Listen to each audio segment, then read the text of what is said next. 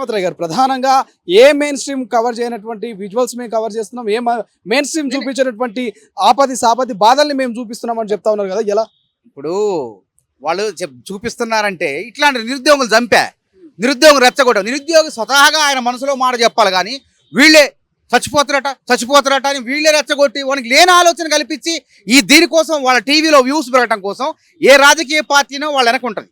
ఆ యూట్యూబ్ ఛానల్కి ఏదో ఒక రాజకీయ పార్టీ ప్రతిపక్షం ఓడిపోయిన పార్టీ ఉంటుంది. దానికోసం వాళ్ళు ఇచ్చినటువంటి తాయిలాల కోసమో లంచాల కోసమో ఇంకేదో కోసమో వీళ్ళు నిరుద్యోగుల జీవితాలతో ఆడుకుంటున్నారు. అరే ఏ ప్రభుత్వం అయినా పరీక్ష పెడతారంటే ఎందుకు వద్దంటారు అసలు? సరే, నిరుద్యోగుల ఆవేదన ఉంది, గడువు దొరికితే డిఎస్సి వాయిదా పడితే సిలబస్ ఎక్కువ ఉంది కాబట్టి మాకు అవకాశం దొరుకుతుంది అనుకోండి. కానీ ఇక్కడ ప్రత్యామ్నాయ పరిస్థితులు ఉన్నాయి. అది ఎప్పుడో పాత నోటిఫికేషన్ 4-5 సార్లు పరీక్ష రాసినోడు కూడా టైం అడుగుతుండండి. అంటే అదే సిలబస్, కొత్త సిలబస్ ఏం కాదు. 4 సార్లు పరీక్ష కూడా రాసి విఫలమైపోయి 5వ పరీక్ష సిద్ధమయ్యే వాళ్ళు కూడా గడువు అడుగుతున్నారు. కాబట్టి ఇట్లా కాదు. నేను ఏమంటున్నానంటే, మీరు ఒకటి సాధించాలంటే ముందు ఏకాగ్రతతో అదే అభ్యాసం చేయండి. చదివితే తప్పకుండా వస్తుంది. మీరు ఈ విధంగా పక్కదారులు, ఈ సోషల్ మీడియాలు, ఈ వాట్సాప్ గ్రూపుల్లో మీరు నిమగ్నం అయిపోతే చదివింది కూడా మర్చిపోతారు. ఫస్ట్ మీ మీద మీరు నమ్మకం ఏర్పాటు చేసుకోండి. ఆత్మవిశ్వాసంతో ఉండండి. అప్పుడే మీరు కొలువులు సాధిస్తారు. ఈ ప్రభుత్వం ఇది ఒక్కడే కాదుగా జీవితం అనేది. ఇప్పుడు ఉద్యోగాల క్యాలెండర్ వేస్తాం, మళ్ళీ ఎన్నో ఉద్యోగాలు ఉన్నాయి. ఇంతకన్నా పెద్ద నోటిఫికేషన్ వచ్చేది మేము అన్నాం 25,000 ఉద్యోగాలు అన్నాం మెగా డిఎస్సీలో. ఇప్పుడు 5,000 మేము 6,000 నోటిఫికేషన్ ఇచ్చినా 11,000 అవుతున్నాయి. మేము అన్న లక్ష్యం 25,000 కన్నా ఒక ఉద్యోగం కూడా ఎక్కువ ఇస్తాం. మేము బరాబర్ చెప్తున్న ఉద్యోగాల క్యాలెండర్ ద్వారా. అసలు ఈ గందరగోళం, వరుసగా పరీక్షలు ఉండే భారం నుండి వరుసగా పరీక్షలు వచ్చే ఇబ్బందుల నుంచి మిమ్మల్ని తొలగించాలనే కదా ఉద్యోగాల క్యాలెండర్ తయారు చేసింది. ఇంకోటి, ఈ విధంగా డిఎస్సి పరీక్ష కనుక వాయిదా వేయకపోతే అసలు ఉద్యోగాల నియామక ప్రక్రియ అనేది ఆగిపోయే చాలా జాప్యం అయ్యే ప్రమాదం ఉంది. అది అవసరమా చెప్పండి? గతంలో జరిగిన పొరపాట్లు అవసరమా? గతంలో లీకులు, సింగరేణి ఉద్యోగాలు అమ్ముకున్నారు. గ్రూప్ 1 పరీక్షల 2016 గ్రూప్ 1 ఏమైంది చెప్పండి? ఆ గ్రూప్ 1లో అత్యధికంగా రాత పరీక్షలో వచ్చిన వాళ్ళకి మంచి పోస్టులు రాకుండా ఇంటర్వ్యూలో ఎక్కువ మార్కులు వేసి అప్రాధాన్య పోస్టులు చదువుకున్న వాళ్ళకేమో అప్రాధాన్య పోస్టులు, రాత పరీక్షలో వచ్చిన వాళ్ళకి, చదువు రాని వాళ్ళకేమో రాత పరీక్షలో తక్కువ మార్కులు వచ్చిన వాళ్ళకేమో మంచి పోస్టులు ఇచ్చారు. నేను పోయి ప్రశ్నించినప్పుడు దెబ్బకు భయపడిపోయి మళ్ళీ సరిచేశారు. ఆ విధంగా తప్పుల తడకగా నిరుద్యోగుల జీవితాలతో ఆడుకున్నది అది జరగకూడదు. నిరుద్యోగుల కోసం మంచి మార్గాన్ని, మంచి బాటను వేయబోతున్నాం. ఇందులో హాయిగా పూల బాటలో మీరు ప్రయాణించండి, కానీ మళ్ళీ ముళ్ళ బాటను ఎందుకు కోరుకుంటారు? అయినా ఈ నోటిఫికేషన్ ఎప్పటివి? గత ప్రభుత్వంలో వేయబడ్డ నోటిఫికేషన్లు. ఆ గత ప్రభుత్వం నోటిఫికేషన్ తొందరగా వదిలించుకుందాం. ఈ ప్రభుత్వంలో నోటిఫికేషన్లు పారదర్శకంగా ఏ విధంగా భర్తీ చేస్తామో ఒకసారి అవకాశం ఇవ్వండి అని చెప్పి వాళ్ళని చేతులు జోడించి మొక్కుతున్నా. డిఎస్సి అభ్యర్థులారా, మీరు ఆత్మవిశ్వాసంతో ఉండండి. ఒకవేళ వయోపరిమితి దాటిపోయే వాళ్ళు ఆవేదన పడుతున్నారంటే అర్థం ఉంది. ఇంకా ఒక్కసారి టెట్ రాసి టెట్లో క్వాలిఫై ఇంకా 5-10 సార్లు అవకాశం ఉంది. అట్లాంటి వాళ్ళు కూడా మాకు వాయిదా కావాలని చెప్పి ఆవేదన పడుతున్నారు. మీ ఆవేదనల అర్థాన్ని మేము అర్థం చేసుకున్నాం, కానీ మరి ప్రభుత్వ పాఠశాల పిల్లలు చదవలొద్దా? ఇలా ప్రైవేటు పాఠశాలలు, కార్పొరేట్ పాఠశాల పిల్లలు వాళ్ళ సగం సిలబస్ కంప్లీట్ అయిపోతుంది. ఇలా జూలై, ఆగస్టు నెల కూడా దగ్గరకు వస్తుంది.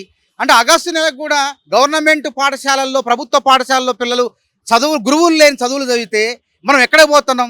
మన లక్ష్యం ఏంది? పేద పిల్లల్ని అభివృద్ధి చేయాలా. పేద పిల్లల్ని ఎట్లా అభివృద్ధి చేయాలా? వాళ్ళని చదువుల ద్వారా అభివృద్ధి చేయాలా అనే లక్ష్యంతో మేము ముందుకు పోతున్నాం. అర్థం చేసుకోండి అని చెప్పి డిఎస్సి కాబోయే ఉపాధ్యాయ నిరుద్యోగ అభ్యర్థులకు మేము విన్నవించుకుంటున్నాం. దాంతోపాటు పార్టీ ఫిరాయింపులకు సంబంధించి ఇప్పటికే బీజేపీ కామెంట్ చేస్తుంది, బీఆర్ఎస్ కాంగ్రెస్ రెండు ఒకటే, అందుకే పార్టీ మారుతున్నారు, వాళ్ళు పార్టీ ఫిరాయింపులకు పాల్పడుతున్నారు అంటున్నారు. ఏకీభవిస్తారా దీన్ని? పార్టీ ఫిరాయింపుల ముందు ఇంకోటి, గ్రూప్ 2 అభ్యర్థులు కూడా సూచన. గ్రూప్ 2 వాయిదా పడే అవకాశం ఉంది. 100% వాయిదా పడే అవకాశం ఉంది. మీరు సంయమనం పాటించి చదువుకోండి అని గ్రూప్ 2 అభ్యర్థులు చెప్తున్నాం. TSPSC web calendar, web notification ఇస్తారు. వాళ్ళు కూడా చూసుకోవాలి కదా. వాయిదా వేయాలంటే మరి 3 నెలలు వేయాలి. నవంబరా, డిసెంబర్ అది ఎప్పుడు ఏ నెలలో వేయాలేదో వాళ్ళు చూసుకుంటారు. చూసుకొని ఒకేసారి వెబ్ నోటిఫికేషన్ చేస్తారు. హాయిగా మీరు చదువుకోండి అని గ్రూప్ 2 అభ్యర్థులకు కూడా వారికి నేను నమస్కరించి చెప్తున్నా. పార్టీ ఫిరాయింపుల చట్టాన్ని తీసుకొచ్చినాం. పార్టీ ఫిరాయింపులు అంటే మూకుమ్మడిగా 2/3 మెజారిటీగా ఉన్నటువంటి ఎమ్మెల్యేలు అందరూ ఆ పార్టీలు నచ్చక ఇంకో పార్టీలోకి వస్తారంటే చట్టమే చెప్తుంది. అంతేగాని మేము బలవంతంగా వాళ్ళని ఫిరాయించట్లేదు. చట్ట ప్రకారమే వాళ్ళు వస్తానంటే అభివృద్ధిలో భాగస్వామ్యం అవుతానంటే, కాంగ్రెస్ పార్టీ చేసే అభివృద్ధిలో, కాంగ్రెస్ పార్టీ 4.5 లక్షల ఇల్లు కట్టి పేద ప్రజలకు ఇల్లు కట్టి అభివృద్ధిలో భాగస్వాములు అవుతానంటే రమ్మంటున్నాం. కాంగ్రెస్ పార్టీ 2 లక్షల రుణమాఫీ చేసే రైతులకు రుణమాఫీ చేయబోయే దాంట్లో వాళ్ళు భాగస్వాములు అవుతారంటే రమ్మంటున్నాం. మానవతరాయ్ గారు, గతంలో ఇదే ఎమ్మెల్యేలు ఆ ప్రతిపక్షంలో మీరున్నప్పుడు వాళ్ళు కామెంట్ చేసిరు, వాళ్ళు దొంగలు లంగలు అవినీతికి పాల్పడరు, దోచుకున్నారు అన్నారు. అటువంటి వాళ్ళకు కాంగ్రెస్ పార్టీలో ఎట్లా స్థానం కల్పిస్తారు మీరు? కేసీఆర్ లాగా మేము కకృతి పడలే. అసలు కేసీఆర్ మొత్తం కలిపితే ఎమ్మెల్సీలు ఎమ్మెల్యేలు కలిపితే ఒక 70 మందిని కాంగ్రెస్ పార్టీ నుంచి చేర్చుకోవడం జరిగింది. అన్ని టీడీపీ పార్టీ నుంచి కూడా చేర్చుకోవడం జరిగింది. 80 మంది ఎమ్మెల్యేలు ఉన్నా కానీ కక్కుర్తి పడి కాంగ్రెస్ పార్టీని నిర్వీర్యం చేయాలని, కాంగ్రెస్ పార్టీ అసలు ఉండొద్దు, కాంగ్రెస్ పార్టీ ఉంటే తన ఉనికికే ప్రమాదం అని చెప్పేసి ఆయన కాంగ్రెస్ పార్టీలో 12 మంది ఎమ్మెల్యేలు తీసుకుని 5గురితో మిగిల్చిండు. అసలు కాంగ్రెస్ పార్టీయే ఉండదన్నారు.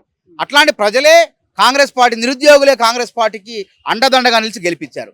గెలిపించిన క్రమంలో ఏమైంది, కేసీఆర్ అనే ఆయన కోలుకోలేని దెబ్బ తగిలింది.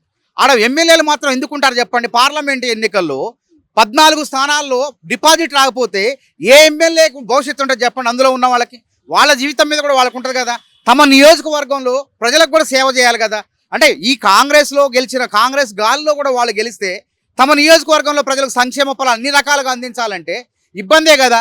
కాబట్టి ఎమ్మెల్యేలు అంటే ఆ పడవ బీఆర్ఎస్ పడవ మునిగిపోతుంది, మునిగిపోయే పడవలో మేము ఉండలేము అని చెప్పేసి ఎమ్మెల్యేలే స్వచ్ఛందంగా కాంగ్రెస్ పార్టీలోకి వస్తున్నారు.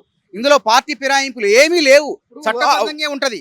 అసలైన తొలి వెలుగు. ఫాలో వాట్సాప్ @తొలి వెలుగు official.